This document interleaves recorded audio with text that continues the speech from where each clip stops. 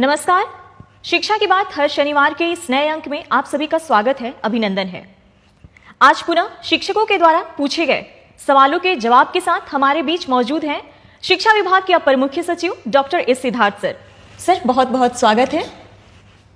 Sir आज का जो सबसे पहला सवाल है कृष्णा कुमार टीआरई 3 मोतिहारी पूर्वी चंपारण से।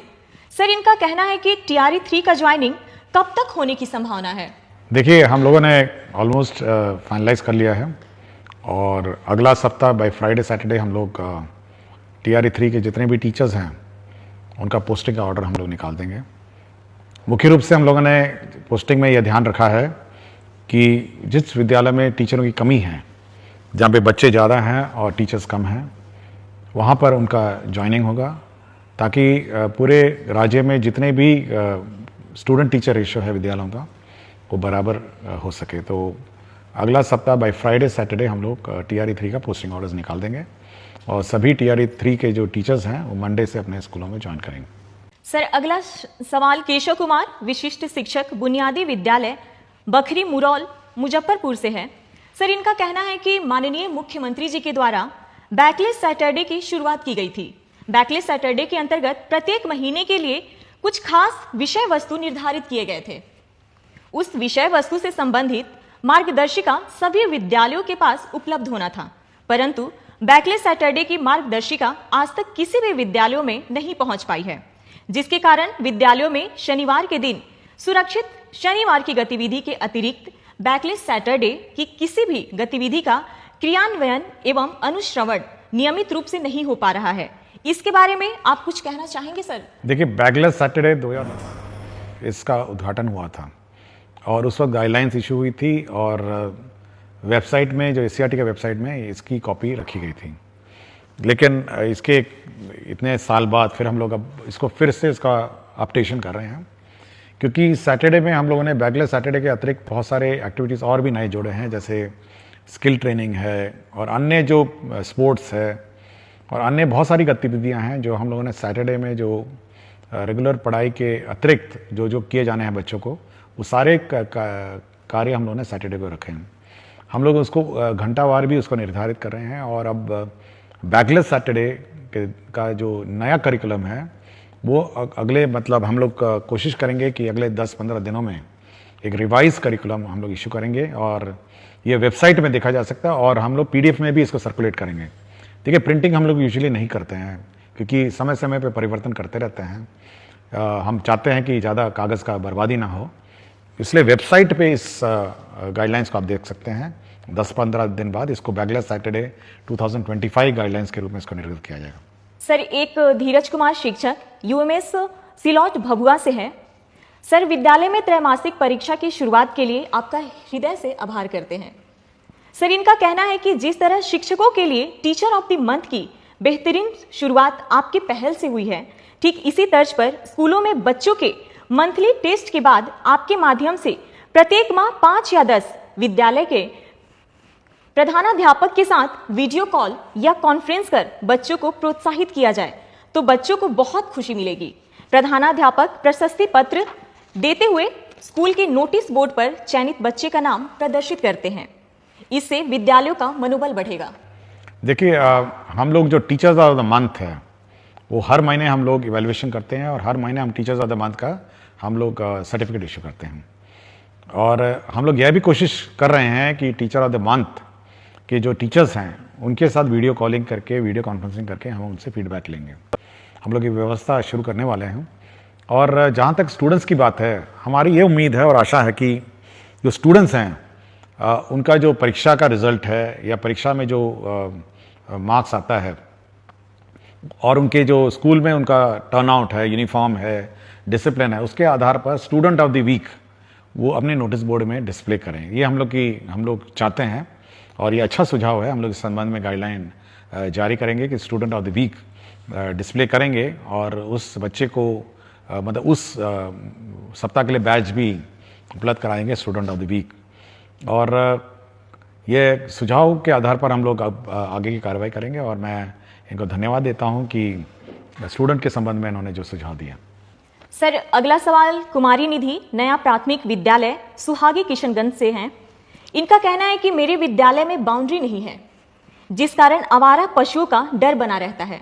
सर, विद्यालयों में बाउंड्री बनाने के लिए विभाग कुछ सोच रहा है क्या?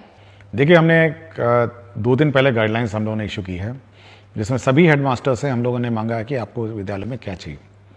उसमें हम लोगों ने बाउंड्री की लंबाई कितनी टूटी हुई है, कितना ऊंचा करना है और कितना बाउंड्री बनाना है, यह भी मांगा है। और हम लोग मई महीने में इस पूरे राज्य में जितने भी स्कूल्स हैं उनके बाउंड्री का सैंक्शन कर देंगे, उसके एडिशनल क्लासरूम का सैंक्शन कर देंगे, टॉयलेट्स का कर देंगे और इसके लेबॉर्ट्रीज, लाइब्रेरी, जो भी बिल्डिंग है वो सब कर देंगे। और साथ ही साथ हम लोग ने फर्नीचर का शॉर्टेज है उसको भी हम लोग पूरा कर देंगे। तो ये सारा सैंक्शनिंग जो स्वीकृति है वो हम लोगों ने टारगेट किया मई फर्स्ट वीक में।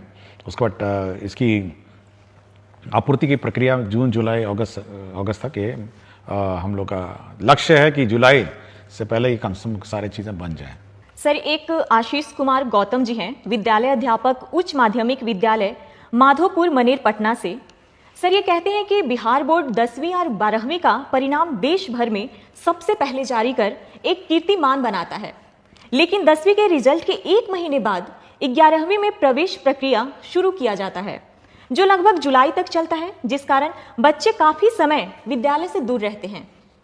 सर, जिस तरीके से शिक्षा विभाग कक्षा 1 के लिए नामांकन अभियान चलाती है, क्या उस तरीके की कोई ऐसी व्यवस्था हो सकती है जिससे मार्च में परिणाम प्रकाशित होने के तुरंत बाद 11वीं के प्रवेश प्रक्रिया शुरू कर अप्रैल द्वितीय सप्ताह से कक्षा आरंभ किया जा सके तथा पूरी प्रवेश प्रक्रिया अप्रैल अंत तक समाप्त किया जा सके? देखिए, हम लोगों ने अभी हम लोग ने डायरेक्टर सेकेंडरी को यह निर्देश दिया है कि वे गाइडलाइंस निकालेंगे और जितने भी 10th पास हैं वो प्रोविजनली एडमिट हो जाएंगे 11th क्लास में उनके अपने पंचायत में, क्योंकि हर पंचायत में अब हाई स्कूल है। तो प्रोविजनली सभी को एडमिशन करके क्लासेस स्टार्ट करने का मैंने निर्देश दिया है। हम लोग मंडे से मॉनिटरिंग करेंगे कि कितने बच्चों ने 11th ज्वाइन किया है और उनकी कक्षा मंडे ट्यूसडे हो सकता है 2-3 दिन लेट हो जाए, लेकिन अगले सप्ताह से सभी 11th क्लास के बच्चों का क्लास शुरू करना है। यदि किसी बच्चे को कोई और स्कूल स्थानांतरण करना है या टीसी लेके किसी अन्य स्कूल में दाखिला करना है तो उसकी प्रक्रिया अलग है, किंतु प्रोविजनली सभी लोग अब 11th क्लास जो है अपने ही पंचायत में इमीडिएटली अगला सप्ताह ज्वाइन करें और अपने क्लासेस शुरू करें। सर, रश्मि बाला बरनवाल विद्यालय अध्यापक, उच्च माध्यमिक विद्यालय सुपौली, पचरुखी, सिवान से हैं। ये कहती हैं कि अंग्रेजी विषय को 9वीं और 10वीं में भी अनिवार्य किया जाए। इन स्तरों पर अंग्रेजी सीखने और अध्ययन करने के लिए छात्रों को आकर्षित करना कठिन है, जिसके कारण उच्चतर माध्यमिक स्तर पर अंग्रेजी में खराब प्रदर्शन होता है, क्योंकि उन्हें अंग्रेजी समझने में वास्तविक कठिनाई का सामना करना पड़ता है, जो पहले से ही दूसरी भाषा है और उन्होंने इस कक्षा 10 तक गंभीरता से नहीं सीखा है। देखिए, हम लोग इस बार 9th, 10th, 11th, 12th में बुक्स, बाइलिंगुअल बुक्स हम लोग लाइब्रेरी में उपलब्ध कराएंगे। सारे बुक्स 2 भाषा में होंगी, एक हिंदी में और अंग्रेज़ी में, और एक ही किताब होगी, एक तरफ हिंदी रहेगी, एक तरफ अंग्रेज़ी रहेगी।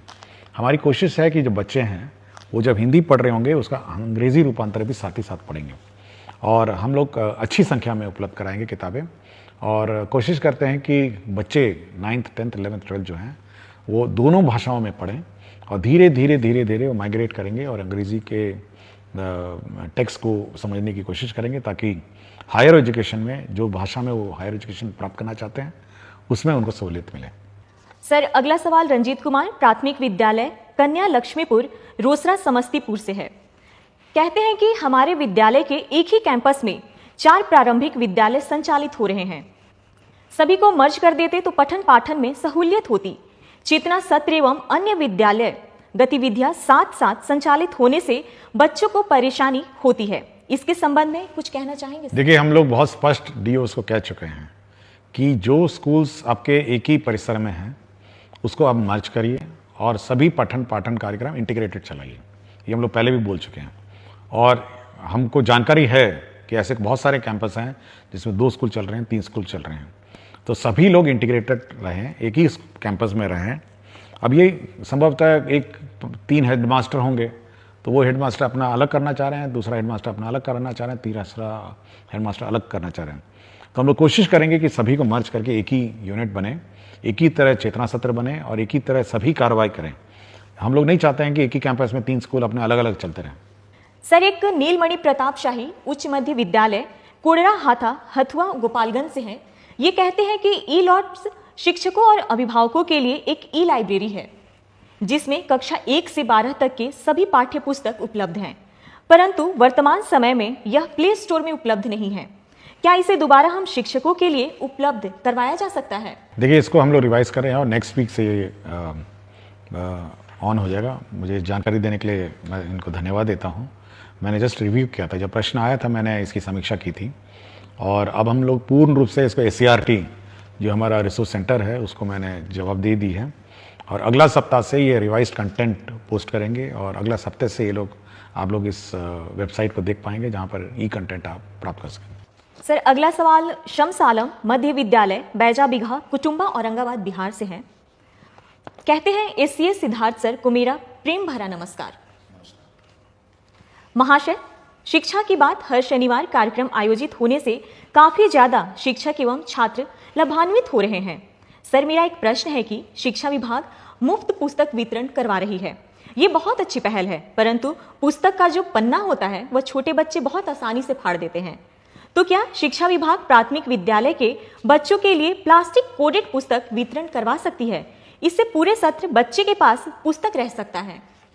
देखिए, प्लास्टिक से तो दूर ही रहें और प्लास्टिक कोटेड किताबें पर्यावरण के लिए ठीक नहीं हैं और यह भी सीख है, बच्चों को सिखाना ज़रूरी है कि किताब नहीं फाड़ें। यह भी एक सीख है जो बच्चों को दी जानी चाहिए।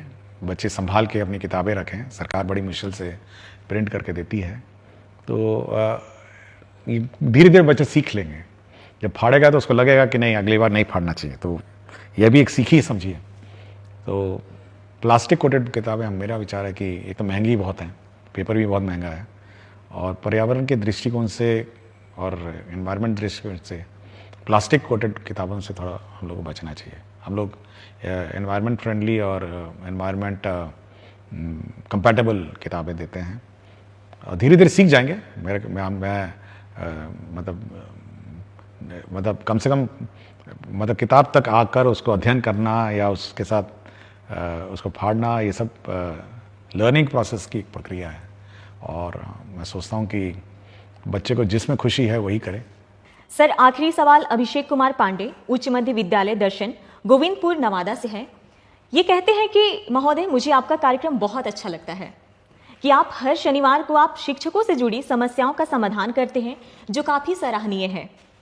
मेरा आज का प्रश्न है कि जो शिक्षक शिक्षिका BPSC से ज्वाइन किए हैं, क्या उनको भी मेडिकल व मातृत्व राशि दे होगा? अगर नहीं होगा तो उनके लिए अपने बच्चों का पालन पोषण करना मुश्किल होगा। विभाग इसके बारे में क्या सोचती है?